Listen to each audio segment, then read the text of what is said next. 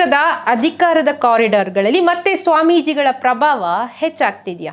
ಜ್ಯೋತಿಷ್ಯ, ಯಾಗಯಜ್ಞ, ವಾಸ್ತು ಸಲಹೆಗಳು ಇವೆಲ್ಲವೂ ರಾಜಕೀಯ ರಂಗದಲ್ಲಿ ಮತ್ತೆ ಸದ್ದು ಮಾಡ್ತಿದ್ಯಾ? ಇಂದು ಡಿ.ಕೆ. ಶಿವಕುಮಾರ್ ಅವರು ರಾಜ್ಯದ ಮುಖ್ಯಮಂತ್ರಿಯಾಗಿ ಅಧಿಕಾರ ಸ್ವೀಕರಿಸಿದ್ದಾರೆ. ಈ ಹೊತ್ತಿನಲ್ಲೇ ಇಂಥ ಪ್ರಶ್ನೆಗಳು ರಾಜಕೀಯ ವಲಯದಲ್ಲಿ ಭಾರಿ ಚರ್ಚೆಗೀಡಾಗ್ತಾ ಇದೆ. ಇದೇ ಈ ಹೊತ್ತಿನ ಸ್ಪೆಷಲ್ ಎಟ್ 7 PM ಕಾರ್ಯಕ್ರಮ. ನಾನು ರಕ್ಷಿತಾ ಕರ್ಕೇರ.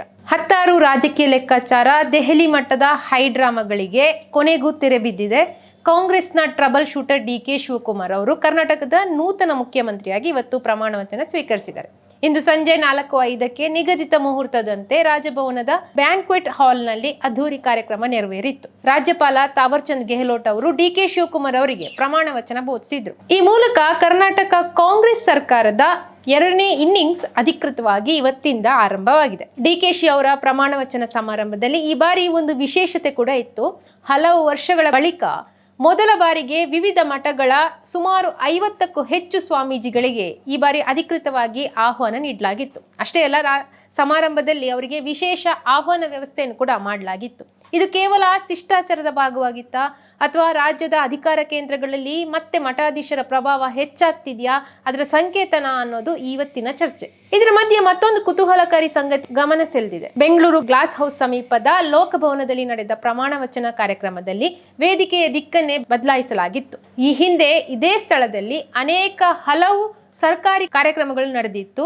ಆ ವೇದಿಕೆ ಪಶ್ಚಿಮ ದಿಕ್ಕಿನತ್ತ ಮುಖ ಮಾಡ್ತಿತ್ತು. ಆದರೆ ಈ ಬಾರಿ ಜ್ಯೋತಿಷಿಗಳ ಸಲಹೆಯ ಮೇರೆಗೆ ವೇದಿಕೆಯ ದಿಕ್ಕನ್ನು ಪೂರ್ವ ದಿಕ್ಕಿಗೆ ಮುಖ ಮಾಡುವಂತೆ ವಿನ್ಯಾಸ ಮಾಡಲಾಗಿತ್ತು ಅನ್ನೋ ಸುದ್ದಿ ಕೂಡ ಹರಿದಾಡ್ತಾ ಇದೆ. ಇಷ್ಟೇ ಅಲ್ಲ, ವಿಧಾನಸೌಧದಲ್ಲಿರುವ ಮುಖ್ಯಮಂತ್ರಿಗಳ ಕಚೇರಿಯನ್ನು ಕೂಡ ಪೊಲೀಸರ ಸಮ್ಮುಖದಲ್ಲೇ ಜ್ಯೋತಿಷಿ ಡಾಕ್ಟರ್ ಆರಾಧ್ಯ ಅವರು ಪರಿಶೀಲನೆ ನಡೆಸಿದ್ದಾರೆ. ಇದು ಡಿ.ಕೆ.ಶಿ ಅವರ ಪ್ರಮಾಣ ವಚನಕ್ಕೂ ಮುಂಚೆ ನಡೆದಂತ ಘಟನೆ. ಕಚೇರಿ ಪ್ರವೇಶಕ್ಕೂ ಮುನ್ನ ವಿಶೇಷ ಪೂಜೆ ಮತ್ತು ಧಾರ್ಮಿಕ ವಿಧಿವಿಧಾನಗಳನ್ನು ನಡೆಸುವಂತೆ ಹಲವು ಜ್ಯೋತಿಷಿಗಳಿಂದ ಸಲಹೆ ನೀಡಲಾಗಿತ್ತು ಎಂಬ ವರದಿ ಕೂಡ ಕೇಳಿ ಬಂದಿದೆ. ಅಂದಹಾಗೆ ಡಿ.ಕೆ.ಶಿ ಮತ್ತು ಆಧ್ಯಾತ್ಮಿಕ ಆಚರಣೆಗಳ ಸಂಬಂಧ ಇವತ್ತು ನಿನ್ನೆಯದಲ್ಲ, ಇದೇನು ಹೊಸದೂ ಅಲ್ಲ. ಮುಖ್ಯಮಂತ್ರಿ ಆಗೋ ಕನಸಿನೊಂದಿಗೆ ಅವರು ಜೆ.ಎಸ್. ಆಂಜನೇಯಲು ನೇತೃತ್ವದಲ್ಲಿ ರಾಜಶ್ಯಾಮಲ ಯಾಗ ಕೂಡ ನಡೆಸಿದ್ರು. ಅಧಿಕಾರ, ಯಶಸ್ಸು, ನಾಯಕತ್ವದ ಆಶೀರ್ವಾದಕ್ಕಾಗಿ ಈ ಯಾಗವನ್ನು ನಡೆಸಲಾಗ್ತದೆ. ಜೆ.ಎಸ್. ಆಂಜನೇಯಲು ಬಳ್ಳಾರಿ ನಗರಾಭಿವೃದ್ಧಿ ಪ್ರಾಧಿಕಾರದ ಅಧ್ಯಕ್ಷರಾಗಿ ಸೇವೆ ಸಲ್ಲಿಸ್ತಾ ಇದ್ದಾರೆ. ಇವರು ಡಿ.ಕೆ.ಶಿ ಅವರ ಆಪ್ತ ವಲಯದಲ್ಲಿ ಗುರುತಿಸಿಕೊಂಡಿರುವಂತವರು. ಹೀಗಾಗಿ ಡಿ.ಕೆ.ಶಿ ಅವರ ರಾಜಕೀಯ ಯಶಸ್ಸಿಗಾಗಿ ಪ್ರಮುಖ ದೇವಸ್ಥಾನಗಳಲ್ಲಿ ರಾಜಶ್ಯಾಮಲ ಯಾಗವನ್ನು ಆಯೋಜಿಸುವ ಮೂಲಕ ಇವರು ಗಮನ ಸೆಳೆದಿದ್ದಾರೆ. ಹಾಗಿದ್ರೆ ಈ ರಾಜಶ್ಯಾಮಲ ಯಾಗ ಅಂದ್ರೆ ಏನು? ನವೆಂಬರ್ ತಿಂಗಳಲ್ಲಿ ಈ ಯಾಗ ಮಾಡಲಾಗಿತ್ತಂತೆ. ಈ ಯಾಗಕ್ಕೂ ಮುನ್ನ 108 ದಿನಗಳ ಕಾಲ ಲಿಂಗಕ್ಕೆ ಹಾಲಾಭಿಷೇಕ ಮಾಡಲಾಗಿತ್ತು. 109ನೇ ದಿನ ರಾಜಶ್ಯಾಮಲ ಯಾಗ ಮಾಡಲಾಗುತ್ತೆ. ಬಳ್ಳಾರಿಯ ಬಾಲಾಜಿ ಕ್ಯಾಂಪ್ ನಲ್ಲಿರುವ ಶಿವನ ದೇವಸ್ಥಾನಗಳಲ್ಲಿ ಈ ಯಾಗ ನಡೆಸಲಾಗಿತ್ತಂತೆ. ಈ ಯಾಗದ ಜೊತೆಗೆ ಸುದರ್ಶನ ಯಾಗ, ಗಣಪತಿ ಯಾಗ ಸೇರಿದಂತೆ 5 ಪ್ರಮುಖ ಯಾಗಗಳನ್ನು ಮಾಡಲಾಗಿತ್ತು. ಈ ಯಾಗ ಮಾಡಿದ್ರೆ ದೊಡ್ಡ ಹುದ್ದೆ ಪ್ರಾಪ್ತಿಯಾಗುತ್ತೆ, ಸಂಕಷ್ಟ ದೂರವಾಗುತ್ತೆ ಅನ್ನೋ ನಂಬಿಕೆ ಕೂಡ ಇದೆ. ಈ ಬಗ್ಗೆ ಸ್ವತಃ ಜೆ.ಎಸ್. ಆಂಜನೇಯಲು ದ ಫೆಡರಲ್ ಕರ್ನಾಟಕದ ಜೊತೆ ಮಾತನಾಡಿದರು. ನಾನು ಡಿ.ಕೆ. ಶಿವಕುಮಾರ್ ಅವ್ರ ಶಿಷ್ಯ. 28 ವರ್ಷದಿಂದ ಅವ್ರ ಜೊತೆಲಿ ನಾನು ಇದ್ದೇನೆ. ನಮ್ದು ಒಂದೇ ಏಮ್, ನಮ್ಮ ಸಾಹೇಬರು ಮುಖ್ಯಮಂತ್ರಿ ಆಗ್ಬೇಕು, ನಮ್ ಕಣ್ಣಾರು ನೋಡ್ಬೇಕು ಅಂತ. ನಾವ್ ಏನ್ ಮಾಡ್ಲಿಕ್ಕೆ ಸಾಧ್ಯ ಅಂತ ಹೇಳಿ ಭಗವಂತನ ಬೇಡ್ಕೊಳ್ಳಿಕ್ಕೆ ನಾವು ಹೋಗಿದೀವಿ, ನಾವು ನಮ್ಮ ಮಿಸ್ಸಸ್. ನಾವ್ಯಾರೋ ಕೇಳಿದ ಸಂದರ್ಭದಲ್ಲಿ ಇಲ್ಲ ಈ ಯಾಗ ಮಾಡಿದ್ರೆ ನಿಮ್ ಸಾಹೇಬ್ರು ಆಗ್ತಾರ ಅಂತ ಹೇಳಿದಕ್ಕೆ ನಾವು ಈ ಯಾಗವನ್ನ ನಾವು ಮಾಡಿದೀವಿ ಬಳ್ಳಾರಿಗೆ. ಇದು ರಾಜಶ್ಯಾಮಲ ಯಾಗ ಅಂತ. ಅಟ್ ಎ ಟೈಮ್ 5 ಯಾಗ ಮಾಡಿದ್ವಿ. ಒಂದು ರಾಜಶ್ಯಾಮಲ ಯಾಗ, ಮತ್ತೆ ಸುದರ್ಶನ ಯಾಗ, ಗಣೇಶ್ ಯಾಗ, ಮತ್ತೆ ರುದ್ರ ಯಾಗ, 5 ಯಾಗನ್ನ ನಾವು ಮಾಡಿದ್ವಿ ಮೇಡಮ್. ನಮ್ಮ ಸಾಹೇಬರಿಗೆ ಆಶೀರ್ವಾದ ಮಾಡಿ ನಮ್ಮ ಸಾಹೇಬರು CM ಆಗ್ಬೇಕು ಅಂತ ನಾವು ಬೇಡಿಕೆ ಇಟ್ಟಿದ್ದೇವೆ. ಇವತ್ತು ಭಗವಂತ ನಮ್ಮ ಸಾಹೇಬರಿಗೆ ಆಶೀರ್ವಾದ ಮಾಡಿದ್ದಾರೆ. ಇಲ್ಲ ಮೇಡಮ್, ಯಾರು ಭಾಗವಹಿಸಿಲ್ಲ, ನಾವು ಸ್ವಂತ ನಾವು ಮಾಡಿದ್ದೇವೆ. ನಮ್ಮ ಸಾಹೇಬರಿಗೂ ಗೊತ್ತಿದ್ದಿಲ್ಲ. ಆಮೇಲೆ ಟಿವಿಯಲ್ಲಿ ಬಂದ್ಮೇಲೆ ಇದೆಲ್ಲ ಬರ್ತದೆ ಆಂಜನೇಯ ಅಂತ ಫೋನ್ ಮಾಡಿದ್ರು. ಹೌದು ಸರ್, ಒಂದು ಯಾಗ ಮಾಡಿದ್ದೇವೆ, ಯಾಗ ದೇವ್ರು ಒಳ್ಳೇದ್ ಮಾಡ್ಲಿ ಅಂತ ಅಷ್ಟೇ ಮಾತಾಡಿದ್ದಾರೆ, ಅಷ್ಟೇ ಬಿಟ್ಟು ಅದ್ರ ಬಗ್ಗೆ ಏನು ಮಾತಾಡಿಲ್ಲ ಮೇಡಮ್. ಇನ್ನು ಈಗ ಡಿ.ಕೆ.ಶಿ ಅವರು ಮುಖ್ಯಮಂತ್ರಿ ಆಗ್ತಿದ್ದಾರೆ. ಫಸ್ಟ್ ಸ್ವಾಮೀಜಿ ಒಬ್ರು ಹೇಳಿದ್ರು ನೋಡಿ, ಚಂದ್ರಬಾಬು ನಾಯ್ಡು ಮಾಡಿದ್ರು ಸಕ್ಸಸ್ ಆದ್ರು, ಮತ್ತೆ ಆಮೇಲೆ KCR ಮಾಡಿದ್ರು ಸಕ್ಸಸ್ ಆದ್ರು, ರೇವಂತ್ ರೆಡ್ಡಿ ಅವ್ರು ಮಾಡಿದ್ರು ಸಕ್ಸಸ್ ಆದ್ರು, ಜಗನ್ ಕೂಡ ಮಾಡಿದ್ದ ಸಕ್ಸಸ್ ಆದ್ರು ಅಂತ ಕೂಡ ನಮ್ಗೆ ಹೇಳಿದ್ರು. ಈ ಯಾಗ ಮಾಡದೆ ಸಕ್ಸಸ್ ಆಗೇ ಆಗ್ತಾರೆ, ಯಾಗದ ಪವರ್ಫುಲ್ ಹಂಗಿದೆ ಅಂತ. ಈ ಯಾಗನ್ ಮಾಡ್ಬೇಕಾದ್ರೆ ಸುಮ್ಕೆ ಮಾಡಕ್ ಆಗಲ್ಲ ಮೇಡಮ್. 108 days ಶಿವಲಿಂಗ ಪಾಲಾಭಿಷೇಕ ಮಾಡಿ 109 days ಅಲ್ಲಿ ಇದು ಸ್ಟಾರ್ಟ್ ಮಾಡಿದ್ ಯಾಗ. ಬಳ್ಳಾರಿಯಲ್ಲಿ ಬಾಲಾಜಿ ಕ್ಯಾಂಪ್ ಅಂತ ಹೇಳಿ ಅಲ್ಲೊಂದು ಶಿವನ್ ಟೆಂಪಲ್ ಇದೆ. ಶಿವ ಟೆಂಪಲ್ ಅಲ್ಲಿ ಹಿಂದೆಗಡೆ ಒಂದು ಹಾಲ್ ಇದೆ ಮೇಡಮ್. ಹಾಲಲ್ಲಿ ಮಾಡಿದೀವಿ. ಶಿವನ ಪೂಜೆ ಮಾಡ್ಕೊಂಡು ಅಲ್ಲಿ ನಾವು ಯಾಗನ ಮಾಡಿದ್ದೀವಿ. ಕುತೂಹಲದ ಸಂಗತಿ ಅಂದ್ರೆ ಇದೇ ರಾಜಶ್ಯಾಮಲ ಯಾಗವನ್ನು ದಕ್ಷಿಣ ಭಾರತದ ಹಲವು ಪ್ರಮುಖ ರಾಜಕೀಯ ನಾಯಕರು ಕೂಡ ನಡೆಸಿದ್ದಾರೆ. ಚಂದ್ರಬಾಬು ನಾಯ್ಡು, ಕೆ ಚಂದ್ರಶೇಖರ ರಾವ್, YS ಜಗನ್ಮೋಹನ್ ರೆಡ್ಡಿ ಹಾಗೂ ರೇವಂತ್ ರೆಡ್ಡಿ ಈ ನಾಯಕರ ಹೆಸರು ಈ ರಾಜಶ್ಯಾಮಲ ಯಾಗದೊಂದಿಗೆ ಕೇಳಿ ಬಂದಿತ್ತು. ಅಂದ್ರೆ ಅಧಿಕಾರದ ಗದ್ದುಗೆ ಪಡೆಯಲು ಈ ಎಲ್ಲಾ ನಾಯಕರು ಇದೇ ಯಾಗವನ್ನು ಮಾಡಿದ್ರಂತೆ. ಇಲ್ಲಿ ಒಂದು ದೊಡ್ಡ ಪ್ರಶ್ನೆ ಕೂಡ ಉದ್ಭವಿಸುತ್ತೆ. ಇದು ಕರ್ನಾಟಕ ರಾಜಕೀಯದ ಹೊಸ ಟ್ರೆಂಡ? ಅಲ್ವೇ ಅಲ್ಲ. ಇದು ಹೊಸದೇನಲ್ಲ, ಹಳೆಯ ಟ್ರೆಂಡೇ ಎಂಟ್ರಿ ಕೊಟ್ಟಿದೆ ಅಂತ ಹೇಳ್ಬೋದು. ಕೆಲವು ವರ್ಷಗಳ ಹಿಂದೆ BS ಯಡಿಯೂರಪ್ಪ ಅವರು ಮುಖ್ಯಮಂತ್ರಿ ಆಗಿದ್ದಾಗ ಪೂಜೆ ಪುನಸ್ಕಾರ, ವಾಸ್ತು, ಜ್ಯೋತಿಷ್ಯ ವಿಚಾರಗಳು ಪದೇ ಪದೇ ಸುದ್ದಿಯಾಗ್ತಿದ್ದು. ಅಧಿಕಾರ ಉಳಿಸಿಕೊಳ್ಳುವ ಹೋರಾಟದ ನಡುವೆ ನಡೆದಂತಹ ವಿಶೇಷ ಪೂಜೆಗಳು, ಯಾಗಗಳು ಮತ್ತು ಧಾರ್ಮಿಕ ವಿಧಿವಿಧಾನಗಳು ಪದೇ ಪದೇ ಸದ್ದು ಮಾಡ್ತಿದ್ವು.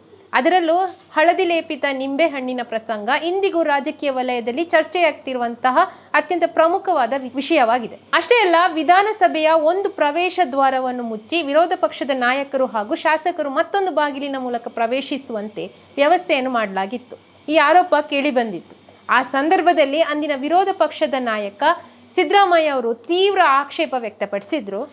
ವಾಸ್ತು ಮತ್ತು ಜ್ಯೋತಿಷ್ಯದ ಹೆಸರಿನಲ್ಲಿ ಪ್ರಜಾಪ್ರಭುತ್ವದ ವ್ಯವಸ್ಥೆಯನ್ನೇ ಬದಲಾಯಿಸಲಾಗ್ತಿದೆ ಅಂತ ಟೀಕಿಸಿದ್ರು. ಆದರೆ ನಂತರ ಪರಿಸ್ಥಿತಿ ಬದಲಾಯಿತು. ವಿಶೇಷವಾಗಿ ಸಿದ್ದರಾಮಯ್ಯ ಅವರ ಆಡಳಿತಾವಧಿಯಲ್ಲಿ ಅವರು ರಾಜಕೀಯ ನಿರ್ಧಾರಗಳನ್ನು ಜ್ಯೋತಿಷ್ಯ ಮತ್ತು ವಾಸ್ತುವಿನಿಂದ ದೂರ ಇಟ್ಟಿದ್ರು ಅಂತ ಇಮೇಜ್ ಬಿಲ್ಡ್ ಅನ್ನು ಮಾಡ್ಕೊಂಡಿದ್ರು. ಬಸವರಾಜ ಬೊಮ್ಮಾಯಿ ಸರ್ಕಾರದ ಅವಧಿಯಲ್ಲೂ ಇದೇ ರೀತಿಯ ಚರ್ಚೆಗಳು ದೊಡ್ಡ ಮಟ್ಟದಲ್ಲಿ ಏನು ನಡೆದಿರಲಿಲ್ಲ. ಆದ್ರೆ ಈಗ DKಶಿ ಅಧಿಕಾರಕ್ಕೆ ಬಂದಿರೋ ಹೊತ್ತಿನಲ್ಲಿ ಮತ್ತೆ ಆಧ್ಯಾತ್ಮಿಕತೆ ಮತ್ತು ರಾಜಕೀಯ ಚರ್ಚೆಗಳು ಹೆಚ್ಚು ಚರ್ಚೆಗೆ ಬಂದಿದೆ. DK ಶಿವಕುಮಾರ್ ಅವರು ಮುಖ್ಯಮಂತ್ರಿಯಾಗಿ ತಮ್ಮ ಆರಾಧ್ಯ ದೈವ ಹಾಗೂ ಗುರುಸ್ಥಾನದಲ್ಲಿರುವ ನೊಣವಿನಕೆರೆ ಅಜ್ಜಯ್ಯನವರ ಹೆಸರಿನಲ್ಲಿ ಈ ಬಾರಿ ಪ್ರಮಾಣ ವಚನ ಸ್ವೀಕರಿಸಿದ್ದಾರೆ. DK ಶಿವಕುಮಾರ್ ಎಂಬ ಹೆಸರಿನಾದ ನಾನು ಕಾನೂನು ಮೂಲಕ ಸ್ಥಾಪಿತವಾದ ಭಾರತದ ಸಂವಿಧಾನ ವಿಷಯದಲ್ಲಿ ನಿಜವಾದ ಶ್ರದ್ಧೆ ಮತ್ತು ನಿಷ್ಠೆಯನ್ನು ಹೊಂದಿರುತ್ತೇನೆಂದು ನಾನು ಭಾರತದ ಸಾರ್ವಭೌಮತ್ವವನ್ನು ಮತ್ತು ಅಖಂಡತೆಯನ್ನು ಎತ್ತಿ ಹಿಡಿಯುತ್ತೇನೆಂದು ಮತ್ತು ಕರ್ನಾಟಕ ರಾಜ್ಯದ ಮುಖ್ಯಮಂತ್ರಿಯಾಗಿ ನನ್ನ ಕರ್ತವ್ಯವನ್ನು ಶ್ರದ್ಧಾಪೂರ್ವಕವಾಗಿ ಮತ್ತು ಅಂತಃಕರಣಪೂರ್ವಕವಾಗಿ ನಿರ್ವಹಿಸುತ್ತೇನೆಂದು ಭಯ ಅಥವಾ ಪಕ್ಷಾತೀತವಲ್ಲದೆ ರಾಗ ದ್ವೇಷವಿಲ್ಲದೆ ಎಲ್ಲ ಬಗೆಯ ಜನರಿಗೆ ಸಂವಿಧಾನಕ್ಕೆ ಮತ್ತು ಕಾನೂನಿಗೆ ಅನುಸಾರವಾಗಿ ನ್ಯಾಯಯುತವಾಗಿ ಮಾಡುತ್ತೇನೆಂದು ನನ್ನ ಅಜ್ಜ ಗಂಗಾಧರಜ್ಜನ ಹೆಸರಿನಲ್ಲಿ ಪ್ರಮಾಣ ಮಾಡುತ್ತೇನೆ. ಶ್ರದ್ಧಾಪೂರ್ವಕವಾಗಿ ಪ್ರತಿಜ್ಞೆಯನ್ನ ಮಾಡುತ್ತೇನೆ. ಮುಖ್ಯಮಂತ್ರಿ ಹುದ್ದೆಗೆ ಕಾಂಗ್ರೆಸ್ ಹೈಕಮಾಂಡ್ ಅಧಿಕೃತ ಗ್ರೀನ್ ಸಿಗ್ನಲ್ ನೀಡಿದ ಬೆನ್ನಲ್ಲೇ ಬೆಂಗಳೂರಿಗೆ ಆಗಮಿಸಿದ DK ಶಿವಕುಮಾರ್ ಅವರು ನೇರವಾಗಿ ತಮ್ಮ ಮನೆಗೆ ಹೋಗಿರಲಿಲ್ಲ. ಬದಲಾಗಿ ಪತ್ನಿ ಉಷಾ ಶಿವಕುಮಾರ್ ಅವ್ರ ಜೊತೆಗೆ ಬೆಂಗಳೂರಿನ ನಾಗರಬಾವಿಯಲ್ಲಿರುವಂತಹ ಅಜ್ಜಯ್ಯನವರ ಶಾಖಾ ಮಠಕ್ಕೆ ಭೇಟಿ ನೀಡಿದ್ರು. ಮೂಲಗಳ ಪ್ರಕಾರ ನಿನ್ನೆ ತಡರಾತ್ರಿ ಸುಮಾರು 11:40 ವೇಳೆಗೆ ಮಠಕ್ಕೆ ಆಗಮಿಸಿದ್ದಂತ DK ಶಿವಕುಮಾರ್ ಕುಟುಂಬ ತಡರಾತ್ರಿ 2 ಗಂಟೆಯವರೆಗೂ ಅಲ್ಲೇ ತಂಗಿತ್ತಂತೆ. 2.5 ಗಂಟೆಗಳ ಕಾಲ ವಿಶೇಷ ಪೂಜೆ, ಮಹಾಮಂಗಳಾರತಿ, ಆಶೀರ್ವಾದ ಕಾರ್ಯಕ್ರಮಗಳಲ್ಲಿ ಕೂಡ ಅವರು ಭಾಗವಹಿಸಿದ್ರು. ಅಷ್ಟೇ ಅಲ್ಲ, DK ಶಿವಕುಮಾರ್ ಅವರಿಗೆ ಅಜ್ಜಯ್ಯನವರು ಕೆಲವೊಂದು ಮಹತ್ವದ ಸಲಹೆಗಳನ್ನು ಕೂಡ ನೀಡಿದ್ದಾರೆ ಅಂತ ಹೇಳಲಾಗ್ತಿದೆ. ಅಧಿಕಾರ ಸಿಕ್ಕ ತಕ್ಷಣ ಅತಿಯಾದ ಸಂಭ್ರಮ ಬೇಡ ಅನ್ನೋ ಸ್ಪಷ್ಟ ಸಂದೇಶ ಅಜ್ಜಯ್ಯನವರು DKಶಿ ಅವರಿಗೆ ನೀಡಿದ್ದಾರೆ. ಆದರೆ ನಾವು ಇಲ್ಲೊಂದು ಎಚ್ಚರಿಕೆಯನ್ನು ಕೂಡ ಮರೆಯುವ ಹಾಗಿಲ್ಲ. ಒಬ್ಬ ನಾಯಕನ ವೈಯಕ್ತಿಕ ನಂಬಿಕೆ ಮತ್ತು ಸರ್ಕಾರದ ಆಡಳಿತ ವ್ಯವಸ್ಥೆ ಎರಡು ಬೇರೆ ಬೇರೆ ವಿಚಾರ. ದೇವರ ಮೇಲೆ ನಂಬಿಕೆ ಇರೋದು ಪ್ರತಿಯೊಬ್ಬರ ವೈಯಕ್ತಿಕ ಹಕ್ಕು. ಅದರಲ್ಲಿ ಅದನ್ನು ಯಾರು ಪ್ರಶ್ನೆ ಮಾಡುವಂತ ಅಧಿಕಾರ ಯಾರಿಗೂ ಇಲ್ಲ. ಸ್ವಾಮೀಜಿಗಳ ಆಶೀರ್ವಾದ ಪಡೆಯುವುದೇನು ತಪ್ಪಲ್ಲ. ಆದರೆ ಸರ್ಕಾರದ ಆಡಳಿತಾತ್ಮಕ ನಿರ್ಧಾರಗಳು, ನೀತಿಗಳು, ಸರ್ಕಾರದ ಕಾರ್ಯವೈಖರಿಗಳು ಸಾರ್ವಜನಿಕರ ಹಿತಾಸಕ್ತಿಯ ಆಧಾರದ ಮೇಲೆ ನಡೆಯಬೇಕೆ ಹೊರತು ಈ ಸ್ವಾಮೀಜಿಗಳು ನೀಡುವ ಸೂಚನೆ ಮೇರೆಗೆ ಅಲ್ಲ. ಒಟ್ಟಿನಲ್ಲಿ DK ಶಿವಕುಮಾರ್ ಅವರು ಮುಖ್ಯಮಂತ್ರಿ ಅಧಿಕಾರ ಸ್ವೀಕರಿಸಿದರೆ ಸ್ವಾಮೀಜಿಗಳ ಉಪಸ್ಥಿತಿ, ವಿಶೇಷ ಪೂಜೆಗಳು, ಜ್ಯೋತಿಷ್ಯ ಸಲಹೆಗಳು ಮತ್ತು ಧಾರ್ಮಿಕ ಆಚರಣೆಗಳ ಕುರಿತಂತ ಚರ್ಚೆಗಳು ಮತ್ತೆ ಆರಂಭವಾಗಿದೆ. ಇದು ಯಡಿಯೂರಪ್ಪನವರ ಕಾಲದ ಆ ನೆನಪುಗಳನ್ನು ರಾಜಕೀಯ ವಲಯದಲ್ಲಿ ಮತ್ತೆ ಮರುಕಳಿಸುವಂತೆ ಮಾಡಿದೆ. ಹಾಗಾದ್ರೆ ಇದು ಕೇವಲ ನಂಬಿಕೆಯ ರಾಜಕಾರಣವೇ ಅಥವಾ ಕರ್ನಾಟಕದ ಅಧಿಕಾರದ ಕಾರಿಡಾರ್ಗಳಲ್ಲಿ ಮತ್ತೆ ಆಧ್ಯಾತ್ಮಿಕ ಪ್ರಭಾವದ ಹೊಸ ಅಧ್ಯಾಯ ಆರಂಭವಾಗುತ್ತಾ? ಈ ಪ್ರಶ್ನೆಗಳಿಗೆ ಇನ್ನೇನು ಕೆಲವೇ ದಿನಗಳಲ್ಲಿ ಉತ್ತರ ಸಿಗ್ಲಿಕ್ಕಿದೆ. ಇದು ಈ ಹೊತ್ತಿನ ವಿಶೇಷ ಆಗಿತ್ತು. ನಾಳೆ ಇದೇ ಹೊತ್ತಿಗೆ ಇಂಥದೇ ಇಂಟ್ರೆಸ್ಟಿಂಗ್ ಸುದ್ದಿಯೊಂದಿಗೆ ಮತ್ತೆ ಸಿಗೋಣ. ನಮಸ್ಕಾರ.